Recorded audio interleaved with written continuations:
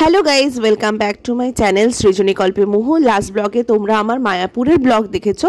आजके आमरा जाচ্ছি কৃষ্ণনগরে, ওখান থেকে দেখবো ফার্স্টে ঘূর্ণি, তারপরে যাব কৃষ্ণনগর চার্চ, কারণ সেখানে এখন মেলা হচ্ছে। তো চার্চ দেখার সাথে সাথে মেলাটাও দেখবো, আমরাও এনজয় করবো আর বাচ্চাগুলোও খুব এনজয় করবে। আর দেখো আমরা চলে এসেছি কৃষ্ণনগর শহরে। কি সুন্দর সাজানো গোছানো একটা শহর, কত বড় শহর, কত পুরনো শহর। আর এটা হচ্ছে কৃষ্ণনগর কোর্ট, সেটাও আমি দেখে নিলাম।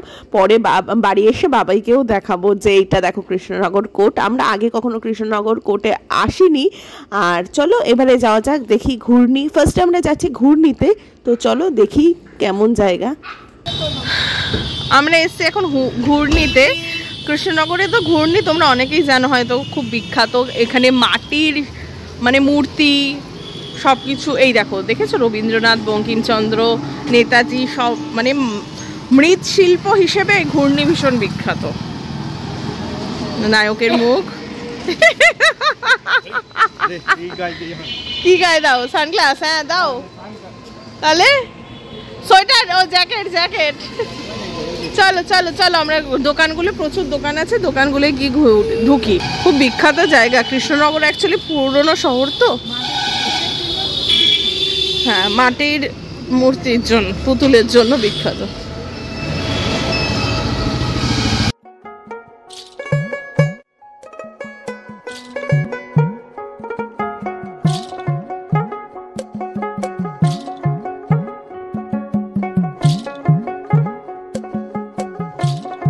দেখো কৃষ্ণনগর ক্লে ওয়ার্কস বলে একটা জায়গা আছে, তো চলো দেখি কি আছে এখানে শোরুম।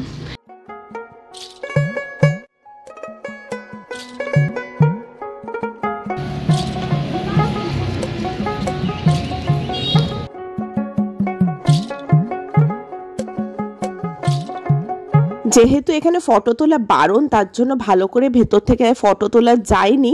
আমি যেইটুকু পেরেছি তোমাদের জন্য ক্লিপিংস নিয়ে নিলাম। দেখো বিবেকানন্দের মূর্তিটা কি সুন্দর। আর এই দোকান থেকে মোহো দুটো মাটির শোপিস কিনলো। আর এই দোকানে কিন্তু এরা মানে ন্যাশনাল অ্যাওয়ার্ডও পেয়েছে। এরপরে চলো চলে এলাম আমরা কৃষ্ণনগর চার্চে। এটা কৃষ্ণনগর চার্চের গেট। এবার চলো মেলায় ঢোকা যাক।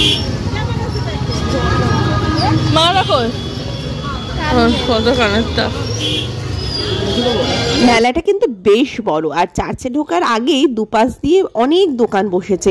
নর্মালি যে সমস্ত দোকান মেলায় থাকে, হেয়ার ব্যান্ড, কানের দুল, সাজাগোছার দোকানের সাথে তো ছিলই, তাছাড়াও ছিল মাটির জিনিসপত্রের দোকান।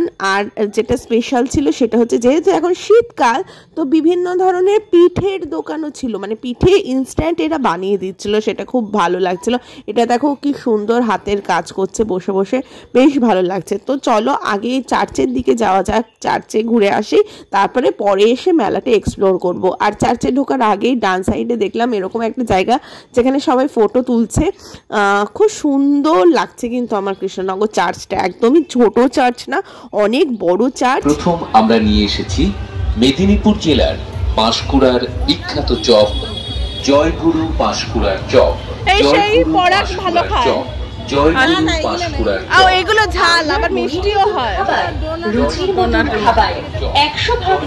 চার্চে এসে দেখলাম চার্চের দুটো পার্ট আছে। বাদিকে এরকম একটা বিল্ডিং আছে, তো চলো ফার্স্টে এখানেই যাওয়া যাক। বাইরে থেকেই তো দেখছি খুব সুন্দর সাজানো গোছানো। যতই হোক কৃষ্ণনগর বলে কথা, এখানে কত পুরনো ইতিহাস, কত পুরনো স্মৃতি আছে। আর ভেতরে ঢুকে তো আমি জাস্ট অবাক হয়ে গেলাম, এত সুন্দর দেখতে। মানে আমি কলকাতা চার্চেও গেছি, আমার কিন্তু এত সুন্দর লাগেনি কখনো, মানে অপূর্ব লাগলো কিন্তু। আর যেহেতু সন্ধ্যা হয়ে যাচ্ছে, ওপরের মানে এরকম মূর্তিগুলোর ওখানটায় ছবি দিয়ে মানে আলো দিয়ে দিয়েছে, তার জন্য কি সুন্দর লাগছে লাইটিংগুলো, মানে অপূর্ব লাগছে। আমি এরকম এত সুন্দর চার্চের আগে কিন্তু দেখিনি।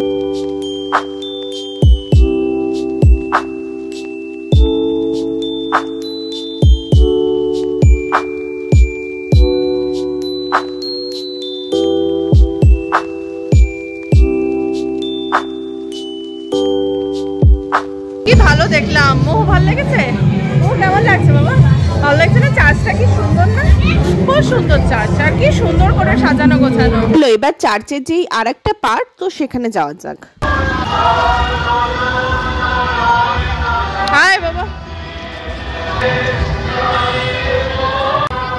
সুন্দর সাজানো গোছানো, খুব ভালো লাগছে।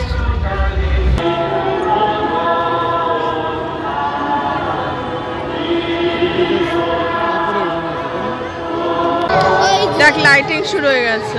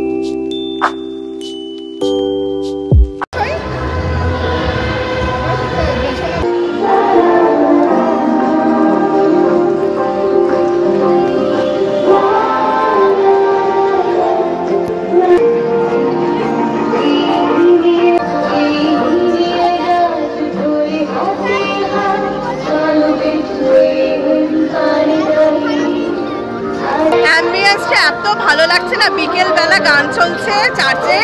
চার্চ আমার খুব ভালো লাগে, ভীষণ শান্ত পরিবেশ, এত ভালো লাগছে, শান্তির জায়গা, অ্যাম্বিয়েন্সটা ভীষণ ভালো, লাইট ফাইট চারদিকে চলে গেছে, দারুণ লাগছে। ফুচকাটা টেস্ট ছিল, দারুণ ছিল বল। আর এখানে ফুচকাগুলো পাতলা পাতলা আর শশা দেয়। ও দুটো ফেটেছে, 20 টাকা। হ্যাপি ওম নেওয়া মানে ওই ফাটাতে পারবেই যেখানে। মোমো তো জানোই এই বন্দুকগুলো ফাটাতে একেবারে এক্সপার্ট, ওর কাছ থেকে একদম মিস হয় না। এখানেও ফাটিয়ে ফেলেছে, কিন্তু ওর দুঃখ একটাই যে ওর নাকি সব প্রাইজেই এই পালস এসছে, তার জন্য একটুখানি মন মরা হয়ে গেছে। যদিও হয়তো এগুলো ওরা ওরকমভাবেই সাজায়। এনিওয়েজ চলো এখন অন্য মেলাটাও ঘোরা যাক, আরও দেখি কোথায় কি আছে। এইগুলোকে নিয়ে আরেকটা সামনের আরেকটা মেলায় এসছি, চলো। হেলিকপ্টার হেলিকপ্টার ট্রেনে চড়ি, চলো। কটা, 4টে? চলো, কোন দিকে যাবো? এইদিকে যাই। বাচ্চাদের আনন্দেই আমাদের আনন্দ। আর যেহেতু আমরা বিকেলেই চলে এসেছিলাম, তার জন্য মেলাটা এখনো সেইভাবে স্টার্ট হয়নি, সবে দোকানপাটগুলো খুলতে শুরু করেছিল, তার জন্য অন্য নাগরদোলাগুলো স্টার্ট হয়নি। তো পাশেই এই নাগরদোলাটা ছিল, এটা লোকটা আবার সাইডের নাগরদোলাটা ঠিক করছিল। তো আমরা এখানে এসে দাঁড়াতে উনি বললো তোমরা চড়ো, তো মুহু আর পুপু ওখানে চড়ছে। আর দেখো কি করছে, পুরো মানে তোল পার করে দিচ্ছে, মানে এত আনন্দ পাচ্ছে, ওদের দেখে আমরাও মজা পাচ্ছি।